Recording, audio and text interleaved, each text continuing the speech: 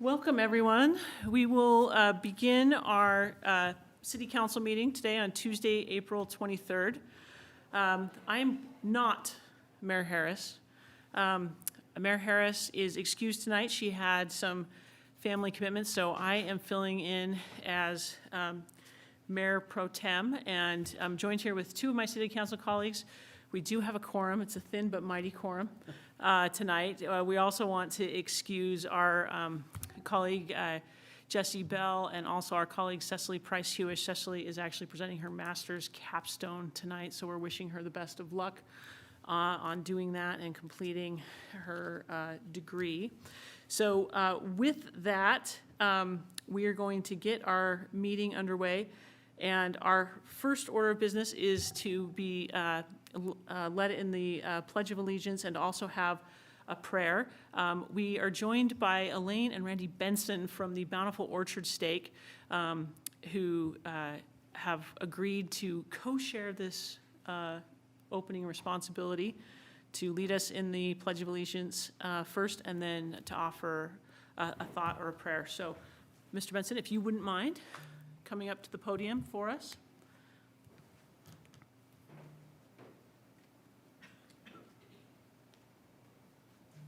Please stand and join me in the Pledge of Allegiance. I pledge allegiance to the flag of the United States of America and to the republic for which it stands, one nation, under God, indivisible, with liberty and justice for all.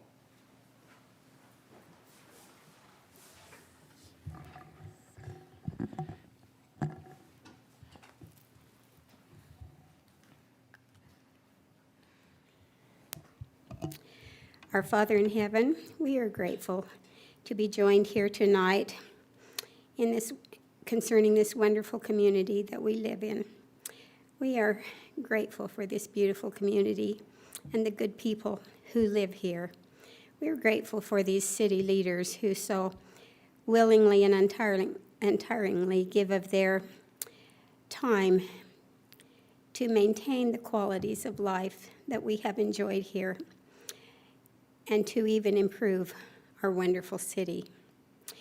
We pray that they will be blessed with strength and wisdom as they make the decisions that are before them. We pray that they will be blessed to lead us all as a community, to maintain our wonderful values, and to be emissaries of good judgment and reason that is needed so much in our nation at this time. We pray that we will continue to be protected as a community from things that would diminish those values. We pray that we will be blessed with continued patriotism and love for this great country of ours. And we say these things in the name of Jesus Christ. Amen. Amen. Thank you. Beautiful. And you're, of course, welcome to stay, but we also understand if you have other plans this evening and need to go. We appreciate you joining us for that opening. Next on our agenda is our public comment time period. We have 10 minutes set aside for public comment, 2 minutes each.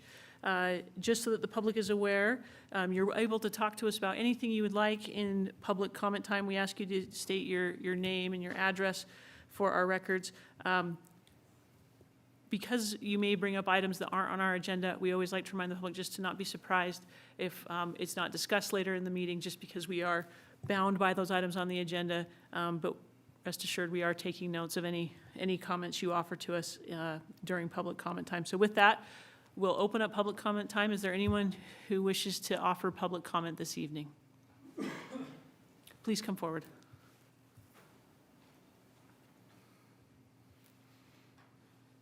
Thank you. It's Grant Kerr, 720 Bountiful Boulevard. And we live across the street from the Sessions Mountain Holbrook Trailhead. You can see it out the window of the Your view is where better the dam than ours. is, right? Yeah. And on the face of the dam there is the spillway, and there's a fence that normally is protecting the top of that. It's probably a 15, 20-foot drop. and it's been damaged, and we're aware of at least one child that's gotten close to the edge of that and going over. And we're not responsible, or we don't know who's responsible there for that, the maintenance of that fence, but we're concerned with the increased traffic of summertime and people being out and being, walking on the sidewalk there, that it's needs to be repaired so that somebody's not hurt. And then another question that we wanted to ask was on the east side of the dam, so you got the road and then the sidewalk, and then there's a fence on the east side, but on the west side, it seems to me to be just as steep as the other side, but there's a fence only going around the water tank and not the rest of the sidewalk, on the other side. So that's the concern, is that fence is the primary thing, protecting the spillway, and then, whether or not there should be a fence going over the rest of that path. And that's it. Thank you, thank you. We will ask our staff to follow up with you and see if we can answer some of those questions for you on the fencing related to the trailhead and the spillway. Anyone else who would like to offer comment? Please come forward. Lynn Wall. I'm on the 2200 south. Just my backyard is the new cemetery area where 8.5 acres, it's all been cleaned out. And there's a lot of rumors going around. I'd just like to put them all, because it's just a question. They're putting up new telephone line poles all the way up on the north side. One question I have, are they going to put them up? I know they made a road up on the south side. Are they going to put poles up there also? That's not a big deal. And the other rumor that's going around is they're going to put a few facilities or stuff at the very top on the east side of that new cemetery area. And I have not heard anything other than just a lot of comments that they were thinking about adding a house or something up there. And I told the people, our neighbors, that they're all concerned or wondering what's going on, that I'd try to get an answer and let them know. It's I love that area. That's been my backyard for 50 years, so a lot of other people too. So Thank you, Mr. Wall. We'll make note, and if you're able to stick around for a little bit, or it looks like our city manager feels like he can address some of those questions now, so we'll let him do that. I think there's a brief answer. No plans for anything but cemetery on that property. We don't have a design. We had a preliminary design, but we're still a few years out from having to develop that. But no homes, just cemetery plots and improvements. thank you so much, because I've told them that. I said it's been that for years, because the east had that. You know when they're going to put the cemetery or the historic, put grass out there? I've heard rumors about that too. So just so that we keep everything on the recording for our many Zoom listeners, I think the follow-up question was just whether there was a plan for grass. So if our city manager wants to just address that one, and then we'll move on public comment. I'm looking at our city engineer, but I don't believe that we will start to develop that cemetery property for at least 2 years. Yeah, I think that's correct. The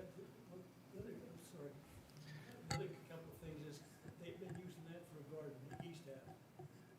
That's who they bought it from. And, Would you mind just coming back up to the microphone, just so we capture that, and then that way the staff can make sure that we have all your questions written down? Lauren East, his son, has been using that for a garden. He had hay out there for a couple of years. Are they going to be the ones that go in there and clean the weeds out and stuff, do you know? So they still have a contract for that? That's correct. I figured that. Thank you so much. You're welcome. Thank you. All right, anyone else for public comment? I did have pictures of that if you wanted to see. We will probably ask if our staff can connect with you after, just because we don't have a great way for you to connect and make sure that we can share them on our screens. Thank you. Okay, there are no other members of the public wishing to offer comment. Then we will close our public comment section, and we are going to consider approval of the minutes of our meeting held on April 9th. Has everyone had a chance to review the minutes? Mayor, I've reviewed those, and I'm happy to make a motion to approve them as printed. I'll second. Oh, great. We have a motion and a second. All in favor, please say aye. Aye. Any opposed? Minutes are unanimously approved. Now we'll move on to council reports. Councilman Murray, do you have any reports this evening to share? Nothing tonight. Councilman Higginson? Nothing tonight, thank you. Okay, I will just share that there is a bike rodeo planned for the parking lot area between City Hall and the library. It's a joint bike rodeo put on by the city and the county through the library. It's in the afternoon. It's a great free opportunity to work on bike safety and have fun with a bike obstacle course. And so encourage you, if you've got little ones, to think about it for a free activity this weekend. And that concludes my council reports. Do we have anyone coming from BCYC today to give an update? I don't see anyone here. Okay, then we will move on our agenda, and we will consider approval of expenditures greater than $1,000 for April 3rd and 10th. I'll make a motion to approve the expenditures greater than 1,000 for April 3rd through 10th. This could be a very efficient meeting. Second. Great. We have a motion and a second. All in favor, say aye. Aye. Any opposed? Passes unanimously.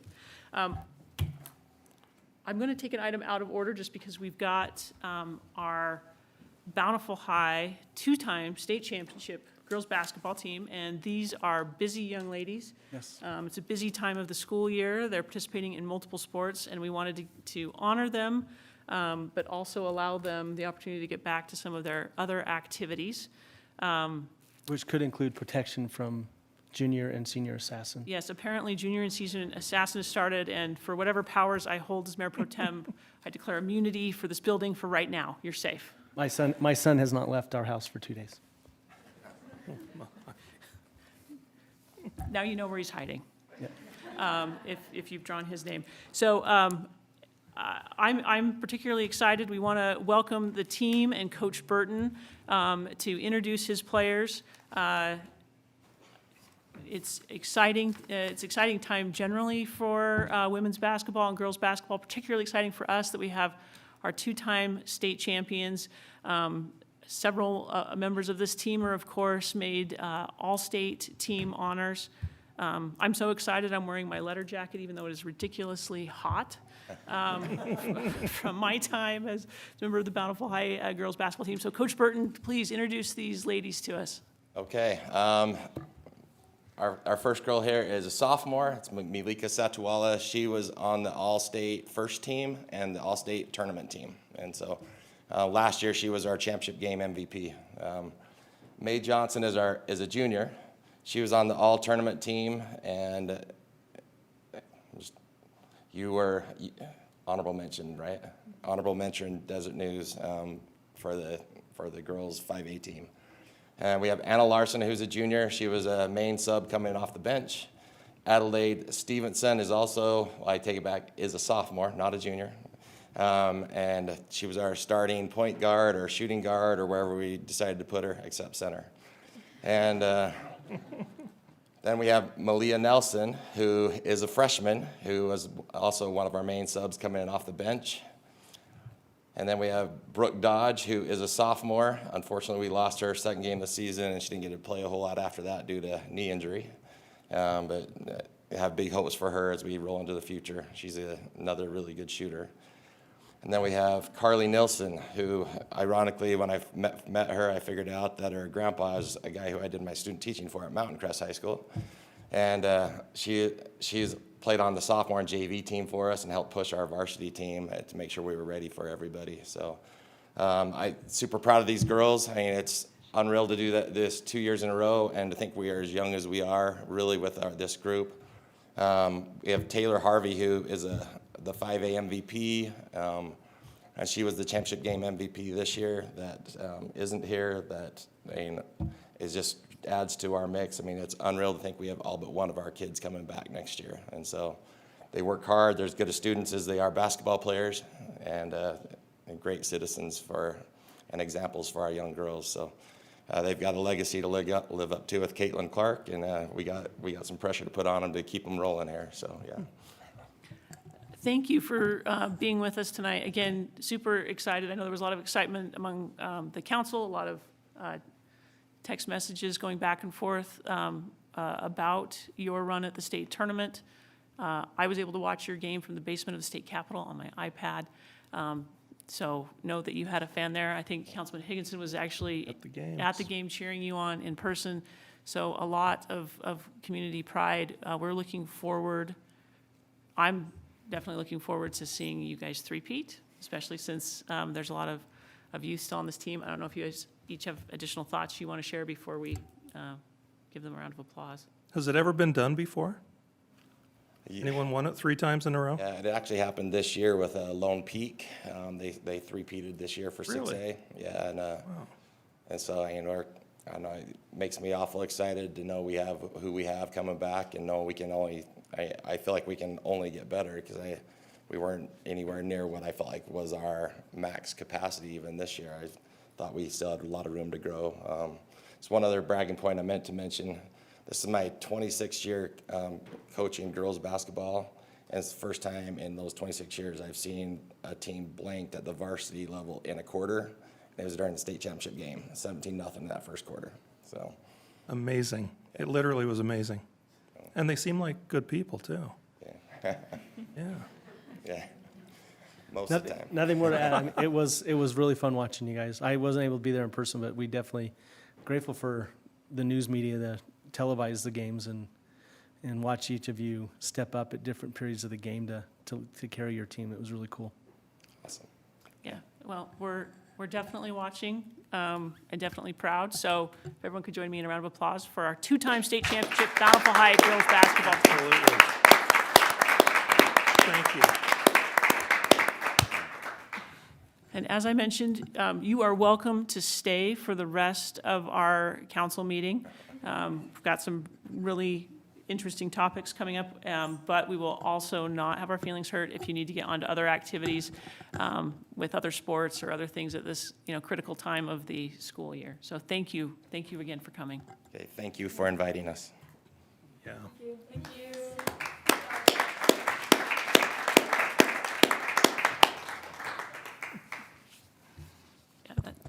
You were hiding, Taylor. I didn't see you.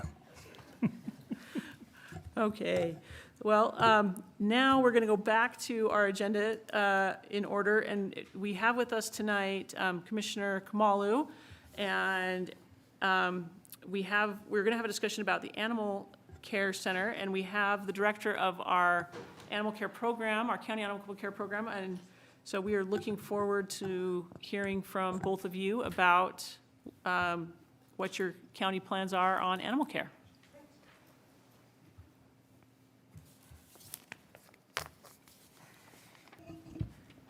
That was amazing that they were first.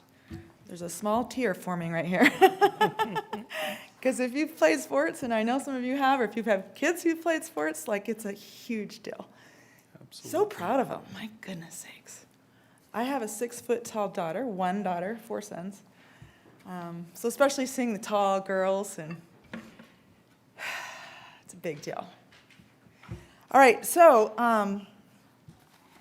Ashley is helping me to pass out the handouts. We have a few, and I'm just going to talk super briefly about the one on the top.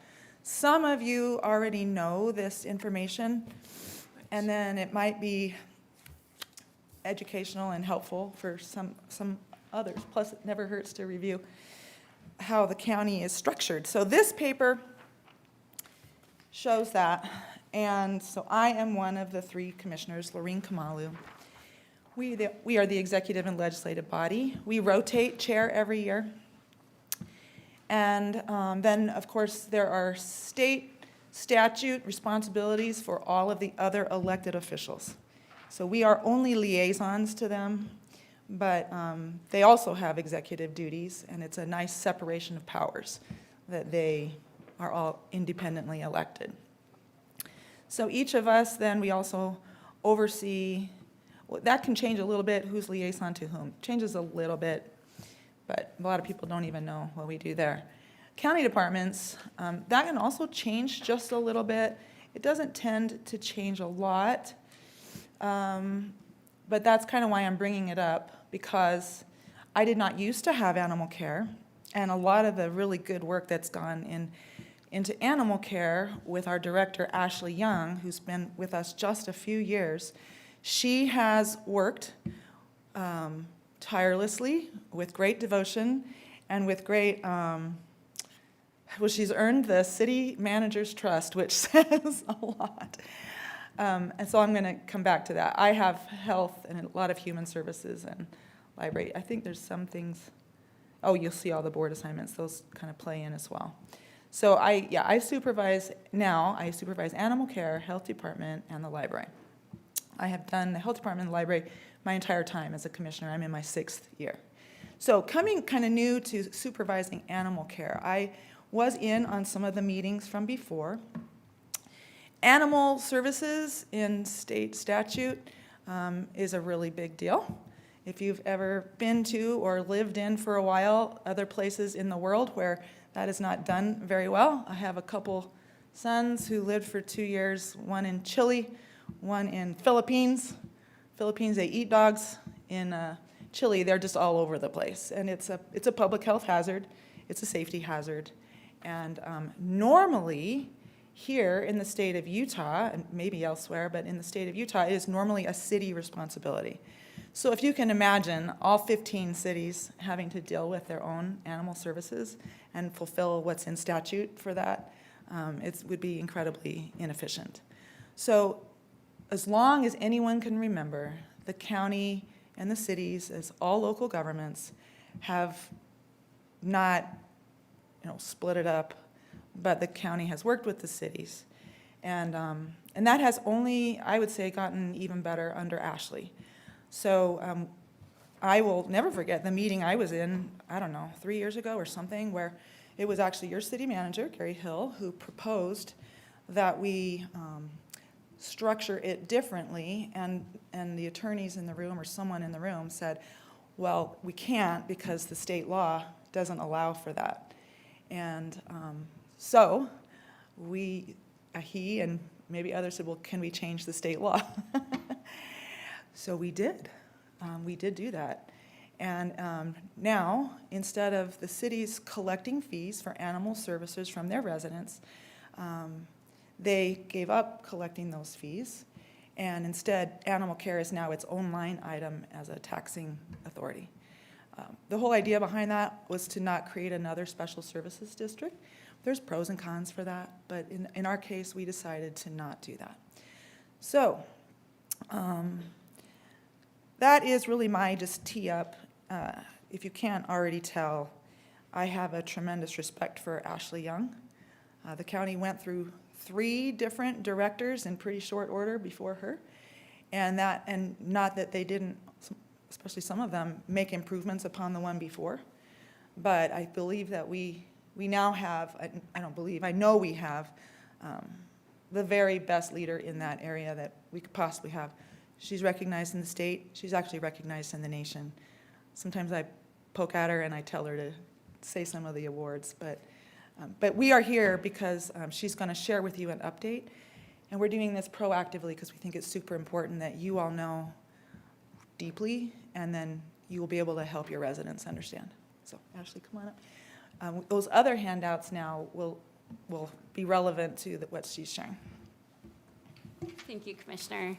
So again, my name is Ashley. I'm the director over at Animal Care of Davis County. I've been with Animal Care since 2021.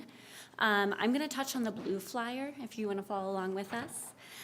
So in 2023, we have our numbers on the right side there. So some important things to know about Animal Care of Davis County. Last year, we took in over 4,000 animals from our 15 cities. So we're dealing with a pretty large amount of animals that are coming in. 70% of that population is stray. So that means that those animals are just found roaming out on our streets. With that, our animal control officers, we have 9 full-time animal control officers, responded to over 9,000 calls last year from our citizens. Our officers do spend quite a bit of time in Bountiful for stray animals and nuisance calls, things like barking or neglect cruelty concerns. So with that, we have been working on a new animal care and control facility since I started. This is greatly thanks to Commissioner Kamalu. Commissioner Elliott has really been a huge proponent for this as well, and Commissioner Stevenson as well. In 2021, we started a feasibility study. It was a very robust feasibility study that looked at our operations, but also at our need for a new shelter. We assessed looking at a remodel of our current facility, which was built in 1985, so we're looking at a 40-year-old building. And then we looked at the number of animals that we're taking into our facility, and it was decided at that point that we do need to build a new animal shelter facility. And so I just want to provide an update on that. We are expecting to break ground later this year on that animal shelter facility. Our current building is 11,000 square feet, and we're headed to a 32,000 square foot building. And that's based on the population size of animals and also our community that we're seeing every year. So it's a huge, huge upgrade for us. It's much needed. I have staff members that are currently sharing literal closets. Our vet is working out of a refurbished closet. It's a very tricky situation, not only for the animals, but for our team. And so we're very much looking forward to that. So that's kind of our update on the new shelter there. But as Commissioner Kamalu alluded to, we are... I have a question for you real quick, Yes. just before you leave that. Have you identified the location for your new shelter? We I've have, yeah. had occasion to share drop how it will off be supplies funded, too. recently, so I know that you're constrained and it's an odd location, but I'm curious where you've landed. Yeah, so we are actually staying on that current location. If you have been up to Animal Care recently, we have a front pasture area, and that's where our new shelter will be built after we do some grading of that site. Our feasibility study looked at locations, and we also, with our commissioners, have looked at other possible sites. And based on travel times for our officers and for the community, we're actually pretty centrally located.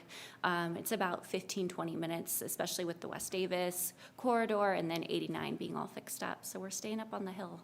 And we did definitely explore lots of other potential sites, and it's just, we need some space. We're noisy, we're stinky, we have certain sewer requirements. It's pretty tricky.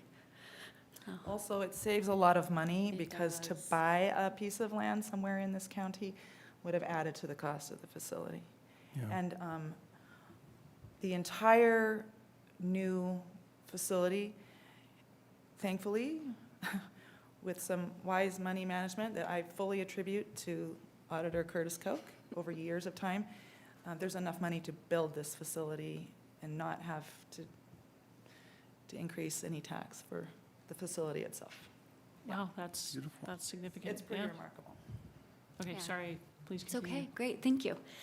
So kind of with that, though, we are looking at a very, very small property tax increase for next year. We still have to go through the truth and taxation process, of course, but we are needing some additional operating expenses. Part of our deal with the city manager and moving over to our own line item was keeping a neutral budget.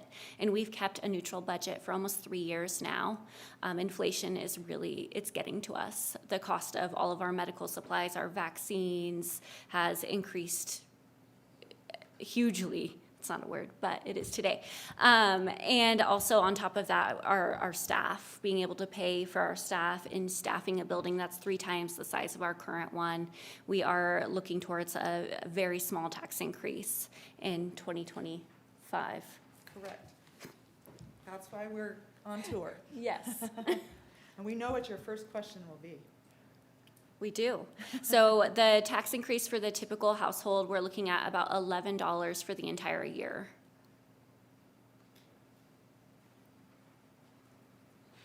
Does that appear as its own line item on a property tax bill, or is it somehow in a county levy, the total county levy? Like, will residents see it as a separate line item? I believe that you do see it as a separate line item. I think flood control is broken out, health department is broken out, this library, I think library is broken out, and now this. So pretty much everything under me is broken out. There you go. Kudos to the county for transparency, thank you. Was that the expected first question? Yes, That was it. unless we were wrong, but we don't think so. I was going to ask you what pets you have, Oh, just to At the try and throw you shelter? off. Oh, okay. I like this question a lot more. Okay. We definitely have, of course, the dogs and cats. Right now, we do have a rooster in our care. If anyone's looking for a rooster, I don't know if they're allowed in Bountiful off the top of my head. Not allowed. Okay, no roosters, excuse me.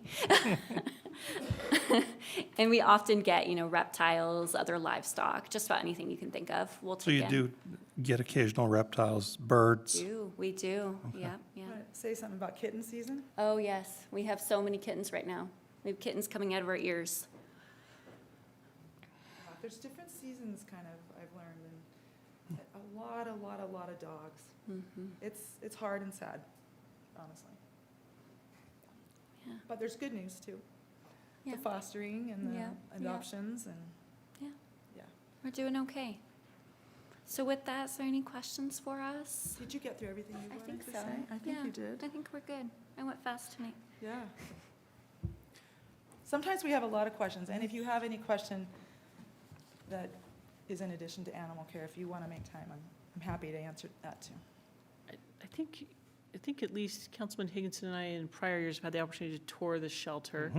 I don't know, Councilman Murray's newer to our council, you may not have had the opportunity. Well, it sounds like he's just awaiting an invite. It'd be dangerous. We're okay with that. Okay. Yeah. You should mention you're going to open up for tours to the entire county We community. are, yeah. It's up on Highway 89, right? It is, yeah. So I did have one question, and it's more, and I'm positive you guys probably evaluated that. The amount of money you'd be able to make selling that property on that east side, than going and buying something on the west side to also build the same size. Was it still more cost effective just to stay where you're at? Yes. Knowing all the building that, Yeah, so it is more cost effective because we also have to consider public works, and then Yeah. we also have to consider the shooting range that's on that property as well. well, there's a shooting range. That's a county-owned Won't ask how property. those two are related, but that's, They're not. Another thing that's just been there for decades and Yeah. decades. Yeah, and so up there, we're on bedrock, which presents some problems, but if we're moving to the Yeah. west side, then we're working with a swamp. And so, the trade-offs and different expenses Yeah. in building there. But we really assessed if that was the right spot for us, because we didn't know. yeah. We didn't know if that was. Yeah, the I right just, move. I was up at, looking at the Leighton Temple and just could not believe how much building is going on now up on that east bench with all the homes and that, so thought I'd ask. Yeah, Kaysville is kind of right there, and then Fruit Heights is also right there. And it is, yeah, I mean, if the county sold it, there'd probably be a buyer, right? But it's not, the water pressure is not great. We already have kind of a little bit of a plan to improve the water pressure, and Yeah, yeah, it's, in my opinion, all the data and a 1.5 year long feasibility study, that should tell you something right there. yeah, We were really solid in the decisions that we Awesome. made, yeah. Madam Mayor Pro Tem, I don't have any questions, but I do have 3 or 4 comments. Well, And don't you worry, should go for it. don't worry, Let's they're hear it. not bad comments. Well, okay. I haven't felt the need to use Mayor Harris's gavel yet, but if I do, I will break it out. Go for it. Perfect. Really supported the idea of staying on the same property. You definitely needed a new building. Glad that you're getting that. Love the fact that the county has funds on hand to be able to build the building, and I appreciate all that you do. That's it. Very kind of that's you. 4. Look No, at that. it was good decisions along the way, and it's a much-needed facility. So thanks for your diligence in that and for the work. Thank you so much, Councilmember Higginson. Yeah, I don't know why you felt the need to give such a warning, because I Well, think because these were sometimes all people say appropriate. I have a reputation for going off half-cocked or something. I don't know where it comes from. Well, maybe you can get a rooster. There you go.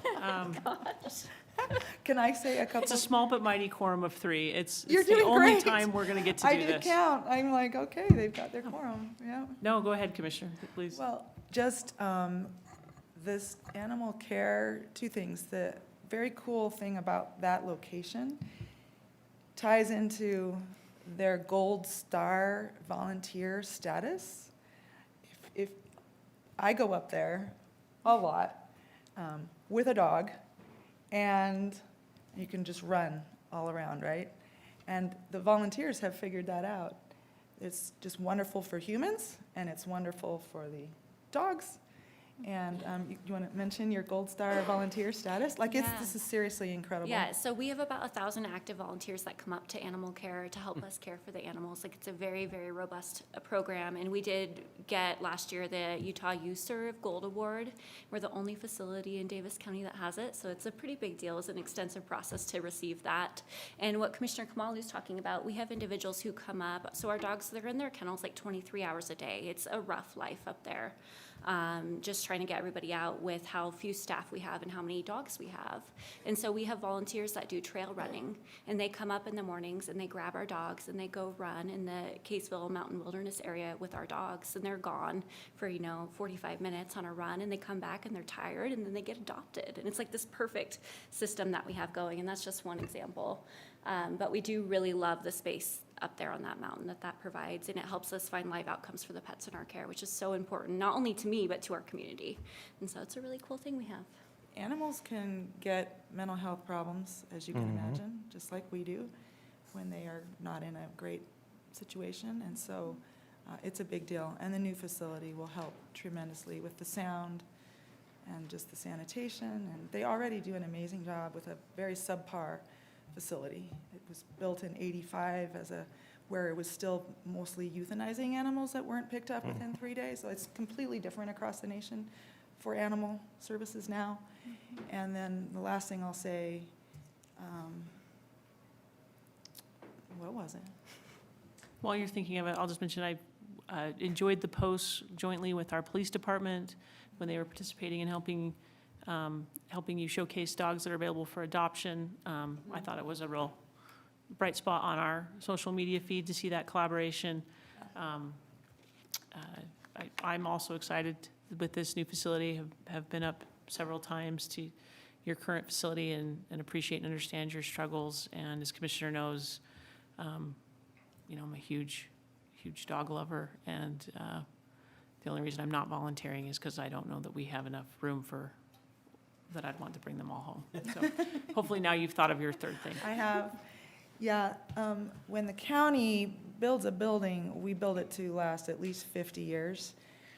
And it's anticipated the population of this county might be pretty much filled in within 50 years. And so we have projected the growth. We've had others quiz us about, is this big enough? But we've tried really hard to find the sweet spot of bringing costs down. The original cost of the building was $2 million higher than what Ashley and our facilities director worked to get it down another $2 million and still have the capacity that we need for the build out of Davis County. So it'd be foolish to not build the right sort of 50-year building because as the population grows, the population of animals and the population of animal services, it all just ties in together. So anyway, just rest assured that there's been a lot of work going into this, and we're really thankful for all of the city councils, mayors, and the city managers who've actually really played a role in us working on this in recent years. Yeah. Any further questions or comments? Thank you for taking the time to come down and spend with us, to keep us, we greatly appreciate that you keep us in the loop so that when residents ask us questions, we're prepared to be a partner and help answer them. And look forward to continued updates as you move forward on this project. That last handout just came out like a week ago, validates everything that we all just talked about. The article. The Deseret News article, it's pretty lengthy, and it talks about the challenge of animal services and really validated. It's kind of nice timing as we're going around to the cities. Life is better with a fur buddy, I firmly believe, so thank you Thank you. for joining us. Yeah. Appreciate you. Thank you. Thank you. Okay, the final item on our agenda, we're going to be considering ordinance 2024-02 regarding graffiti removal. Mr. Storga, this one is back to you to present. Thank you, Mayor Pro Tem. We're on page 19, 20, and 21 of our packets. In that staff, we request that the City Council amend the Bountiful City Code by adopting the proposed ordinance. We currently don't have one regarding graffiti removal. Our police department reports that the longer that graffiti stays in place, the longer, the higher chances it is that that place will be tagged again, in that tagger is looking for exposure. We, by adding this ordinance, it allows the city's code enforcement efforts to participate in the process by simply alerting the property owner of the graffiti and setting the timelines that are already in place regarding our internal policy regarding code enforcement. We had a collaboration from a lot of city departments in this staff report and in the ordinance, and we simply ask you to adopt it. I'll be more than happy to answer any questions that you might have for staff, or maybe even City Attorney Brad Jepson could also help us out. That's all I have as far as a presentation. Any questions from the council? I had asked one to you earlier, if this You want to know if your chalk art on the driveway counts, don't chalk you? out on the driveway counts as, It would not count. okay. Thank you for the question. Councilman Just knew a Murray bunch of kids that is would get an safe. ordinance warning, and that would be hard for them to be excited. No infractions for the Murray Chalk Art Festival. Okay, thank you. All right, any other questions? None. Okay, in that case, are we prepared to take action? Madam Mayor Pro Tem, I'll be happy to make a motion that we adopt ordinance 2024-02 concerning graffiti removal. I second. Printed. We have a motion and a second. All in favor, please say aye. Aye. Any opposed? Passes unanimously. That brings us to the end of our agenda. Move to adjourn the meeting. Second. All in favor, please say aye. Aye. Aye. We are adjourned.